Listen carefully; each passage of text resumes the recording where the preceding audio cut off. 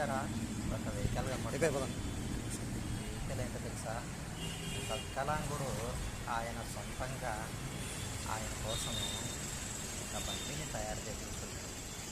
పైగా తిరగాలంటే నడవలేదు కాబట్టి ఆయన కోసము భారతదేశంలో ఉండే వర్కర్లు వాళ్ళ నైపుణ్యాన్నంతా జోడించి ఒక మంచి బండిని తయారు చేశారు.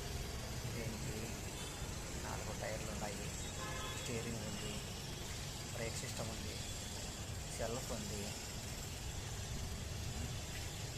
లైట్లు ఉన్నాయి, డీజిల్ ట్యాంక్ ఉంది, డీజిల్ ఇంజన్ ఒకటి ఫిట్ చేసినాడు. ఇందులో నుంచి ముందర డ్రైవర్ కోసం ఒక సీట్ వేసినాడు.